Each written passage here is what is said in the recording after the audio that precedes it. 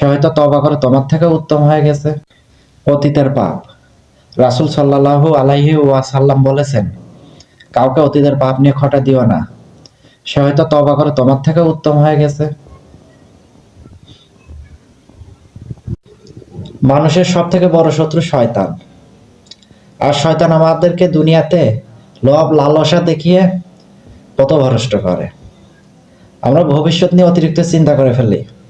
আসলে আমাদের ভবিষ্যৎ সত্যিটা কি? আমাদের ভবিষ্যৎ সত্যটা হলো মৃত্যু। আমাদের ভবিষ্যতে সব থেকে উত্তম সত্যই মৃত্যু।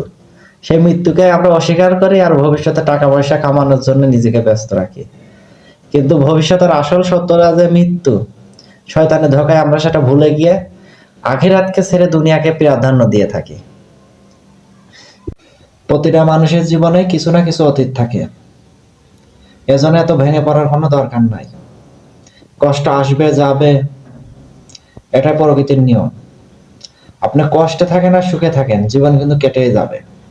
একটু পাশের বাড়ি মকলেস চাচার কাছে খোঁজ নিয়ে দেখেন না কেন, তারও কোনো না কোনো অতীত আছে। সাদা আবুল চাচা তো আছেই, তার কোনো অতীতের কোনো অভাব নাই। এজন্য ভেঙে পড়ার কোনো কারণ নাই। চাচাদের সাথে সব শেয়ার করুন। যদি সফল হতে চান তাহলে সহজ পথ বর্জন করুন।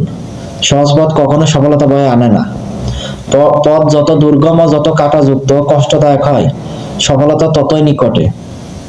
এজন্য সহজ পথকে বর্জন করুন এবং কষ্টদায়ক পথকে বেছে নিন, যে পথে কেউ হাঁটে না। ইনশাল্লাহ একদিন আপনিও সফল হবেন। খাঁটি মুসলমান তো সেই, যার হাত ও মুখ থেকে অন্য মুসলমান নিরাপদ থাকে। ভীরুরা প্রকৃত মৃত্যুর আগে বহুবার মরে, কিন্তু সাহসীরা জীবনে মাত্র একবার মৃত্যুর স্বাদ গ্রহণ করে। মেধা থাকলে তাকে মেধাবী বলা যায় না। প্রকৃত মেধাবী হলো সে, যে তার চেষ্টার মাধ্যমে নিজেকে এগিয়ে নিয়ে যায়। যে নদীর গভীরতা যত বেশি, তার বয়ে যাওয়ার শব্দ তত কম। কি আর বলবো ভাই, একই নদী, এপারে যা পদ্মা, ওপারে তা গঙ্গা।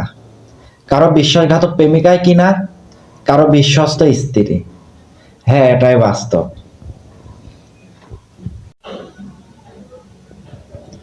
একটা কথা সবসময় মাথায় রাখবা, একজন ভালো লোক যখন খারাপ হয়, তখন 100 জন খারাপ লোকের বাপ হয়ে দাঁড়ায়। কথা কি ক্লিয়ার? একদম ক্লিয়ার। এমন কাউকে ভালোবাসো যে তোমার চোখে জল আসার আগে তা মুছে দেওয়ার জন্য চেষ্টা করে। কারণ কাউকে ভালোবাসা সহজ, কিন্তু ভালোবাসা পাওয়া অনেক কঠিন।